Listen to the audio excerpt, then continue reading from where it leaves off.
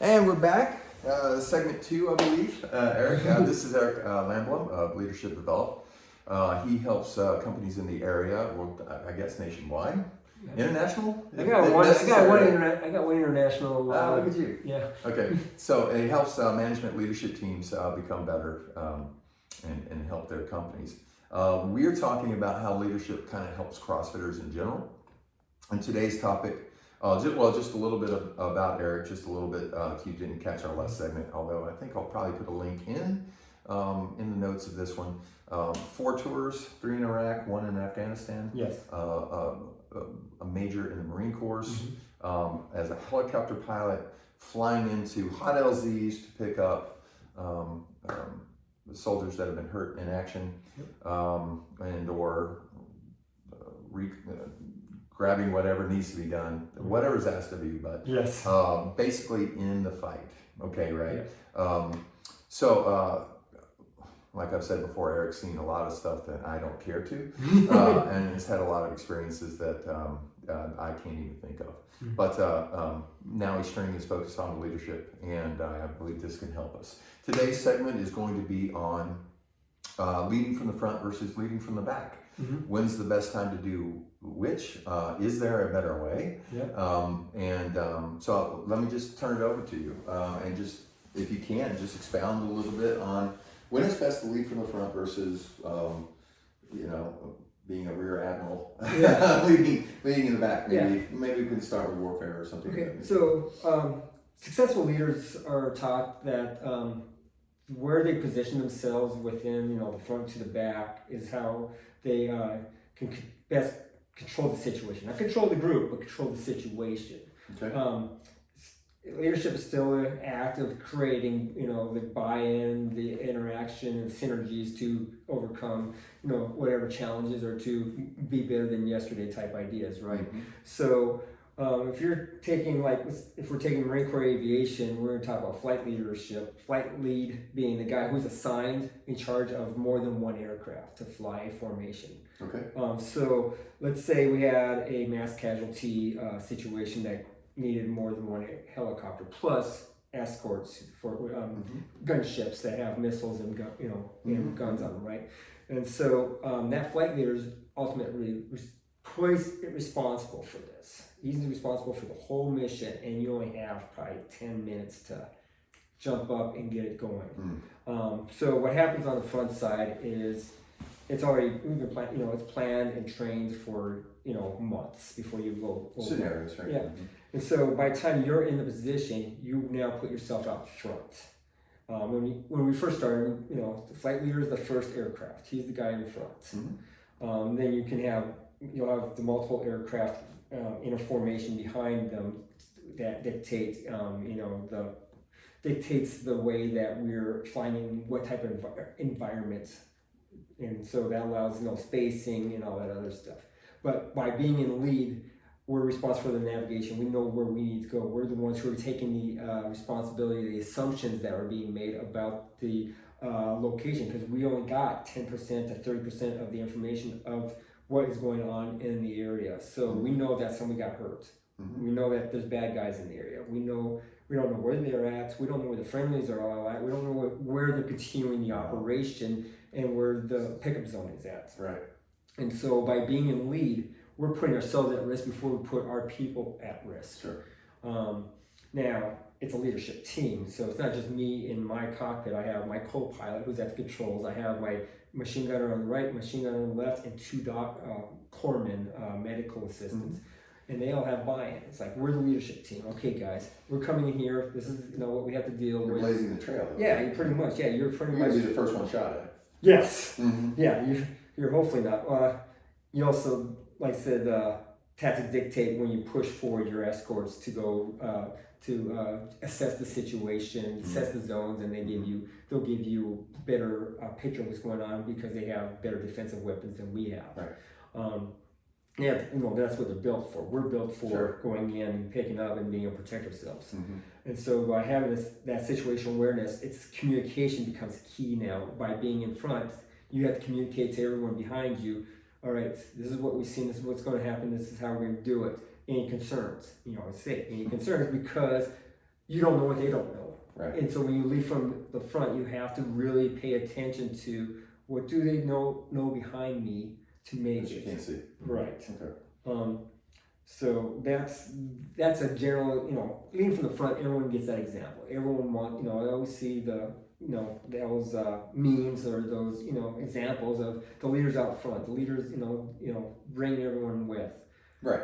But Pulling them along, whatever. exactly. Yeah, So, exactly. but a lot of times the leader's going to have to be in the back lines, Yes. right? Yes. So when is it better to do something like So especially so flying, I like doing this is when we're flying back. Let's say we dropped off and so we picked up in the LZ at the hot LZ and we got them to the CASH site. CASH is kind of like MASH was in Korea. This is CASH, Combat Surgical Hospitals. Okay. And so when we're coming back, that's the best time for when I give, if I have more than one, I give another, the other guy, hey, you got the lead, and I'll take. So he gets the tactical lead. I'm back there evaluating the formation, evaluating how everyone's doing. We're tired. We just had an adrenaline rush. We've been shot at. We just got, scared. Yeah. You have a pucker factor. Yeah. And so by taking yourself and bringing, hey, I'm dash last. You got, this aircraft, probably someone with some experience. Hey, you got the lead. Take us this route. Then take us Michigan route back to TQ, and and let's go. Gives them some valuable experience. It gives them, right? yeah, exactly. Gives them experience to be up front and doing the navigation while you're in back evaluating the situation of going, okay, how's that aircraft looking? That if he's doing this, they're just getting tired. That's a giveaway. Also, not keeping their pace.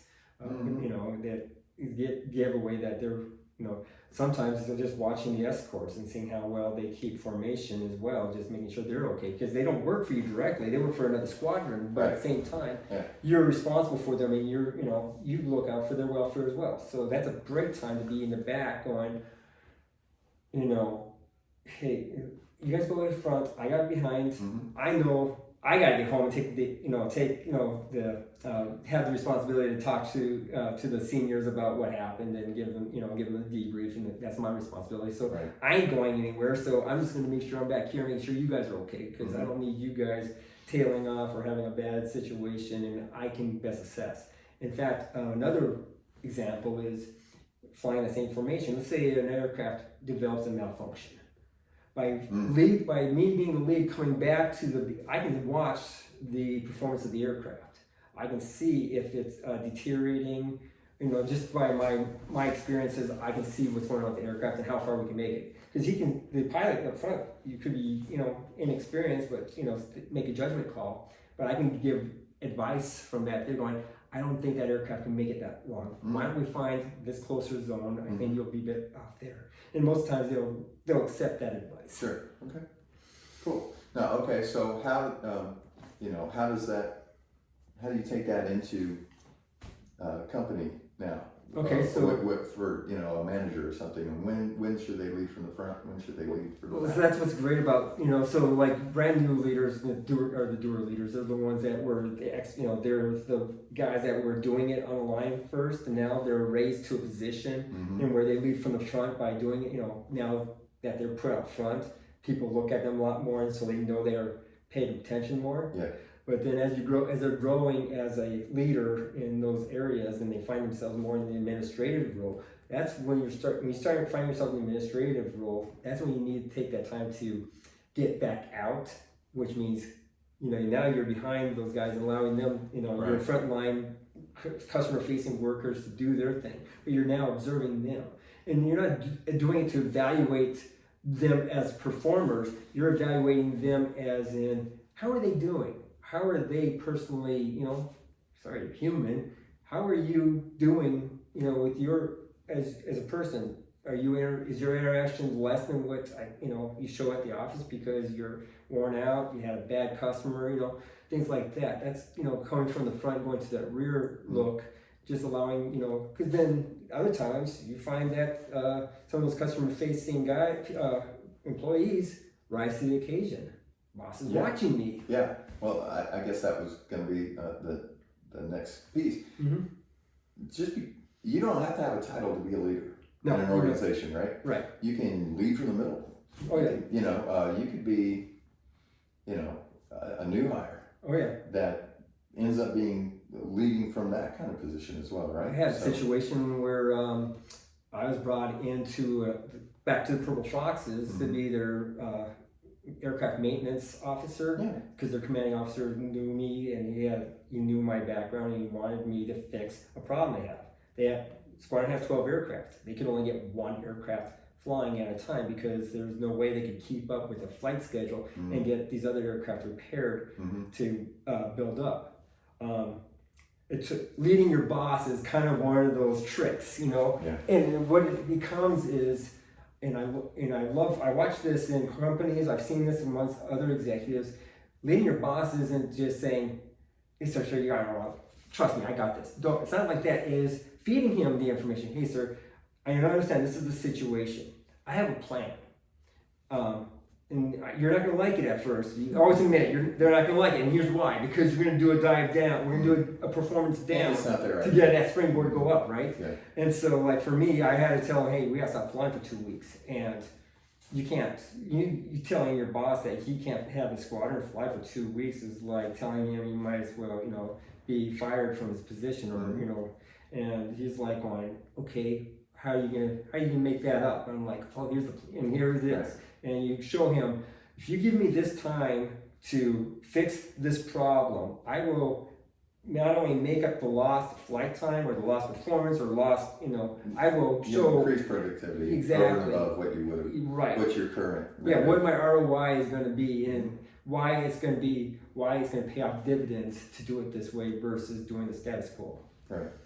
I guess, and so I think what's important here is that whether you're in a management role or not, and you're looking at this, you can be a leader in your organization by always, I guess, and to some degree, helping the team. Being abundant with your gifts and your talents, skill set, all that kind of good stuff. Well, I see great examples at the gym. When we do workouts, when we come into a class to work out, we have the coach is the coach. We don't overtake the coach. The coach has the position. He or she is in charge, and you might own the gym, but at the same time, you've trusted them enough that you can just be a student and allow them to be the leader. I don't let them coach by themselves unless I can leave the gym and know that everybody's in good hands. Right. So, and we've got our own coaching staff portal and all that kind of stuff. They know what their expectations are and all that kind of stuff. So, as far as in my previous lifetime and here, I think leading from behind, what you want to do is support the front line. With as many skills, tools, and whatever's necessary to give the best service to the membership. Right. So so I've gone to a lot of creating a lot of videos and everything from. I walk them through so that a newbie knows exactly how to open up the gym in the morning, close it in the evening, turn on the stereo and troubleshoot it if there's a problem. Right. So all that's kind of taken care of. How to run class, how to manage the time, be able to think, know when you're ahead, know when you're behind, to make sure that all classes get done on time. Because a lot of people have to get to work or want to get back to their families after a long day. So being able to start on the hour, being able to finish on the hour, they're all important to us. Right. So, so a lot of that is from behind, but I've always said that I kind of lead from the front. And that, and I think it's important because one of my watchwords around there, besides being better than yesterday, is belief. Right. If you can't get your head around something, you won't be able to do it. So one of the things, I never ask anybody there to do anything I wouldn't do. Right? And if they can see, grandpa being able to do this, that, or the other, it usually helps other people believe that they can do it too. Right.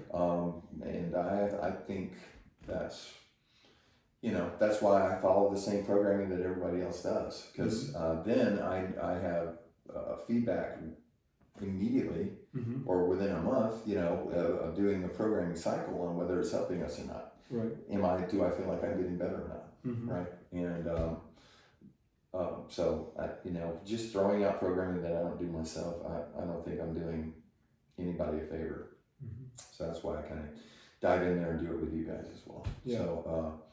Yeah. So I think early on when new coaches are coming on, they shadow me first, right? So I lead from the front there, then I shadow them, sometimes in the same block, right? I might do the 5 a.m. and they do the 6 and 7 a.m., right? Whatever. But I like to have them see it first and then do it. I think that's a good educational path. And then I give them all the kind of extra stuff that they need, when I'm not there as well. So, so I think this is all good stuff. And it's a situational thing on when you take over the reins, when you let the reins go. Who's got the best situational awareness of the situation? Yeah, exactly right. All right. So sometimes it's good to lead from the front, sometimes from the back. A good leader is going to know when to do what and make sure that they got everything in place to do so. Right. Right. Okay. Cool. Well, we'll see you next time when we talk more about leadership. Take care, guys.